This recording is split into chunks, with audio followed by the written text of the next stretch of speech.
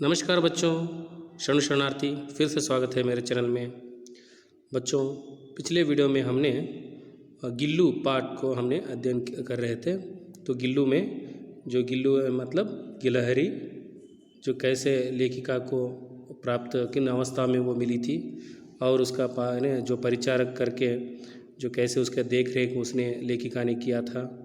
तो अंत में थोड़े दिन के बाद जो घुल मिलकर वो एक कैसे वो परिवार का हिस्सा बन गया था, तो इसके बारे में हमने जानकारी प्राप्त की थी पिछले वीडियो में। तो आज के इस वीडियो में हम गिल्लू के अगले भाग को हम देखेंगे। गिल्लू का वसंत काल। जब गिल्लू का परिवार में आगमन हुआ, उसके साथ लगाव इतना बढ़ चुका था, माने लेखिका के साथ तो बहुत ही लगाव था। लेखिका के पास तो बहुत सारे ऐसे जानवर थे, प्राणी पक्षी थे, तो उनके साथ वो हमेशा प्यार से वो इतराती थी। तो ऐसे में गिल्लू का एक वसंत काल आ गया, जैसे कि वो बाहर जाने का मौसम, जो वो अब घर के इस बंधन में रहना अपने आप को अच्छा न लगा।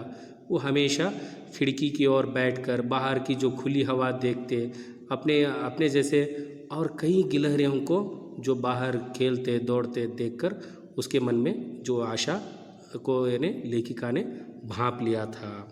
गिल्लू का वसंत काल वही वसंत काल है। गिल्लू को मुक्त करने की लेखिका को समझ में आया, जो इस तरह के खिड़की के जाली के पास जो बैठकर गिल्लू जो बाहर देखा करता था, ताका करता था, तो उसको देखकर लेखिका के मन में आया कि इसे मुक्त कर दूं। तो आवश्यक समझा, क्योंकि वह उसका पहला वसंत था। बाहर की गिलहरियाँ खिड़की की जाली के पास आकर वह चिक चिक करके कुछ कुछ कहने लगी, यानी उनकी जो भाषाएं रहती है, चिक चिक चिक, जो एक तरह की आवाज़ वो निकालते हैं। पता चला वो यानी अपनी मित्रता यानी बढ़ाना चाहता है, यानी अपने जो इस तरह के जो मित्र बनाना चाहता है, बाहर जाना चाहता है, जो उसी तरह रहने वाले गिलहरों के साथ घुल मिलना चाहता है। यह समझकर लेखिका उसको मुक्त करना चाहा। गिल्लू जाली के पास बैठकर उन्हें निहारता था, बाकी जो बचे हुए वहाँ पर गिलहरियों को देखा करता था।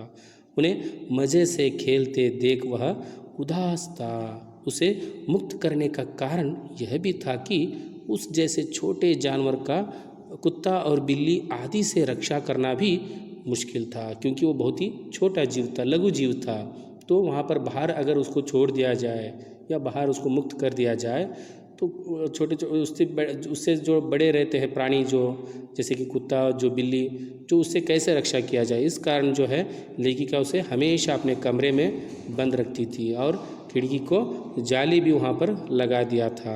लेखिका ने उसे मुक्त करने के लिए जाली को कोना खोल दिया। उसने क्या कर दिया, उस खिड़की के जो है ना जाली को नहीं निकाला, एक कोने में, जो खिड़की के एक कोने में उसने थोड़ा सा खोल दिया, ताकि वो उस मार्ग से गिल्लू बाहर जा सके और फिर से अंदर आ सके। बाहर जाकर गिल्लू ने सचमुच मुक्ति की सांस ली, एक तरह का आज़ादी का अनुभव उसने पाया। हमेशा देखिए बंद कमरे में हम रहते हैं, एक तरह का बंधन या घुटन का अनुभव हम करते हैं। जैसे कि ये प्राणी जो है, प्राणी पक्षी भी उसी प्रकार रहते हैं। हमें कोई जीव को बंधन बनाकर नहीं रखना चाहिए। देखिए कुछ लोगों के घर में तो फिश टैंक बनाए रहते हैं, एक तरह का बंधन का उनका वातावरण, जैसे कि वो जेल में है। और कुछ लोग तो पंछियों को पिंजरे में डाल कर रखे रहते हैं। इस तरह का जो वातावरण रहता है, तो वो बहुत ही उनके तो ज़बान तो नहीं रहते, वो खुल के बोल नहीं सकते, लेकिन मनुष्य इन सभी भावनाओं को समझता है। लेखिका उस भावनाओं में बहुत ही प्रवीण है, तो उस भाषा को, उस गिलहरी के बच्चे की जो मन की भावनाओं को समझकर उसने इस तरह का कार्य कर दिया, यानी गिलहरी को मुक्त कर दिया। लेकिन फिर भी गिलहरी उस खिड़की के माध्यम से बाहर जाना आना जाना किया करता था। परिचारिका की भूमिका में गिल्लू एक समय है। परिचारिका मतलब जो सेवक जो करते हैं, सेवा करते हैं, यानी एक नौकरानी की तरह उसने सेवा की थी। जब गिलहरी घायल अवस्था में मिली थी, तब उस समय लेखिका ने परिचारिका का भूमिका निभाई थी। इस बार गिलहरी ने वहाँ पर परिचारिका का भूमिका निभाई थी। भूमिका मतलब रोल। एक बार लेखिका मोटर दुर्घटना में, है ना, कार एक्सीडेंट जो हो गया था एक बार, तो उसमें वह घायल हो गई और उसे कई दिन तक अस्पताल में रहना पड़ा। अस्पताल से घर आने पर गिल्लू ने उसकी सेवा की, खूब सेवा की थी। कैसे? वह लेखिका के पास बैठा रहता, वह तकिए के पर सिराने, यानी तकिया मतलब सिराने पर बैठकर अपने नन्हे नन्हे पंजों से लेखिका के सिर और बालों को इस प्रकार सहलाता रहता जिस प्रकार कोई सेविका हल्के हाथों से मालिश करती हो। यानी उस जो कैसे नौकरानी वहाँ पर उसको सर पे यानी हाथ फैलाते रहती है, फिर यानी उसको फेरते रहती है, ठीक उसी प्रकार का जो अनुभव किसने दिया? गिल्लू ने दिया था। जब तक गिल्लू सिरहाने बैठा रहता, लेखिका को ऐसा प्रतीत होता मावी सेविका उसकी सेवा कर रही है। इस तरह की जो परिचारिका की जो भूमिका उसने निभाई थी, ऐसे लग रहा था लेखिका को कोई नौकरानी आकर मेरे बालों को सहला रही है, मालिश कर रही है। उसका वहाँ से हटना लेखिका को किसी परिचारिका के हटने के समान लगता था। जैसे कहीं वो बाहर चला गया, जो उसके पास हमेशा उसके निकट सिरहाने के पास जो बैठा रहता था, अगर वो थोड़ी देर तक बाहर कहीं चला गया तो ऐसा लगता था कि शायद नौकरानी चली गई है।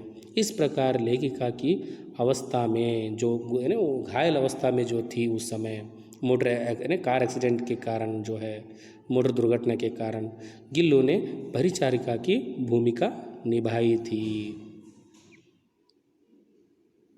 गिल्लू का अंतिम समय। यहाँ पर गिलहरी के जीवन की अवधि लगभग केवल 2 वर्ष ही होते हैं, है ना। वो लघु जीव है, छोटे छोटे, है ना। हर एक जीवी का एक एक आयु या उम्र रहता है, तो वह गिल्लू की अवधि केवल 2 वर्ष थी। जब गिल्लू का अंत समय आया तो उसने दिन रात कुछ नहीं खाया। देखिए, जब जीव ऐसे ही रहते हैं, जब उनका अंतिम समय आ जाता है तो उस वक्त वो कुछ भी खाते नहीं हैं। वह घर से बाहर भी नहीं गया, उस समय की बात है। वह अपने अंतिम समय में अपने झूले से, यानी झूला जो लेखिका ने जो फूलों का जो गुलदस्ता, यानी जो टोकरी जो है उसने उसके लिए कमरा बनाकर, जो यानी बॉक्स बनाकर जो रखा हुआ था, उस झूले से उतरकर लेखिका के बिस्तर पर निश्चेष्टा लेट गया। बिना कोई हरकत किए, बिना कोई कार्य किए, वहाँ से अपने झोली से निकलकर सीधे लेखिका के बिस्तर पर आकर लेट गया। उसके पंजे पूरी तरह ठंडे पड़ चुके थे। लेकिन यानी उसके जो हाथ पैर जो है, उसके पंजे, क्लास जो कहते हैं, वो पूरी तरह से ठंडे पड़ रहे थे, क्योंकि अब वो मरने वाला था।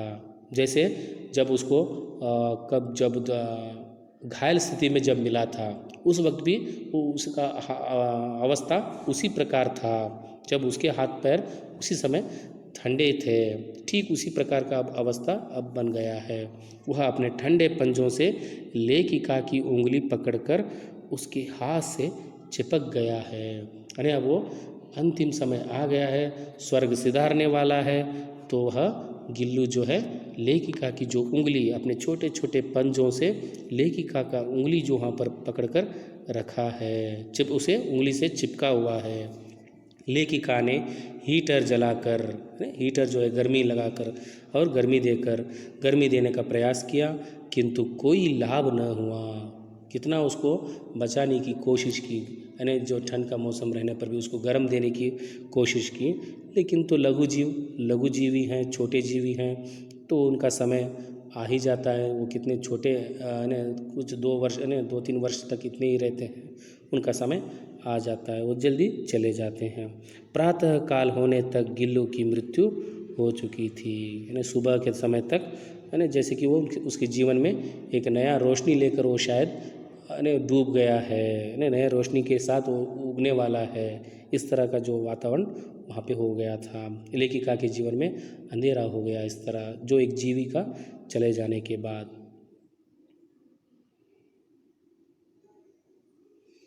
लेखिका व गिल्लू के अंतिम संबंध, जो आत्मीय संबंध, सॉरी, आत्मिकता के संबंध जो है उनके बीच में जो इस तरह का बहुत लगाव था। लेखिका तो हर जीव के साथ जो लगाव था, लेकिन गिलहरी के साथ जो है लगाव बहुत ज़्यादा था। लेखिका व गिल्लू के आपसी संबंध बड़े ही मधुर व स्नेहशील थे। बहुत ही एक मित्र या दोस्त जो कैसे हमारे फ्रेंड्स जो कैसे हम जो इसके साथ लगाव रहता है, ज़्यादातर हर समय वो हमारे साथ रहते हैं, ठीक उसी प्रकार गिलहरी और लेखिका के बीच में उस तरह का स्नेहशील संबंध बन चुका था। वह लेखिका का ध्यान आकर्षित करने के लिए कभी पर्दे पर सर से चढ़ता उतरता, कभी पर्दे के चुन्नटे में, यानी पर्दे के जो नीचे जो चुन्नटे रहता है जो उसमें छिप जाता, और कभी सोनजूही की पत्तियों में, जो सोनजूही की फूल के जो पत्तियों में छुपा करता था। इस तरह की जो सारी क्रियाएं जो लेखिका को भाती थी। गिल्लू का लेखिका के पास बैठकर बड़ी सफाई से उनकी थाली में से एक एक चावल उठाकर खाना आपसी लगाव का ही परिणाम था। इतना लगाव था कि कोई जीव यानी वहाँ पर सभी जीव तो बाहर ही रहा करते थे, लेकिन लेखिका के कमरे में आकर जो उसके थाली में जो चावल उठाकर खाने लायक जो है कौन सा ये जीव, गिलहरी था। लेखिका की अवस्था की स्थिति में जो मोटर दुर्घटना घटी थी उस समय भी उसने कैसे वहाँ पर परिचारिका की जो भूमिका, जैसे परिचारिका जो सेविका, जो सेवा करने वाली जो औरत नौकरानी कैसे वहाँ पे सेवा करती है, ठीक उसी भांति जो है उसने उसके सिरहाने बैठकर गिल्लू ने जो उस लेखिका को सराहा था। मालिश, शेर की मालिश जो बालों की जो मालिश किया करती थी, बालों को सहलाया करती थी, तथा जीवन के वो अंतिम दिनों में उसका लेखिका की उंगली पकड़कर चिपकना, जब उसका अंतिम समय जो निकट आ गया था, जब उसने अपनी झोली से उतरकर उसकी उंगली चिपक कर बैठ चुका था, तो उस समय जो है ये सभी जो चेष्टाएं, यह कार्य यह बताते हैं कि उनके बीच में कितना आत्मीय संबंध था, कितना लगाव था। एक घनिष्ठ संबंधों की एक द्योतक है, एक संकेत है। एक तरह ज़्यादातर उसको सभी जीवों से ज़्यादा ये जीवी के साथ ज़्यादा लगाव था।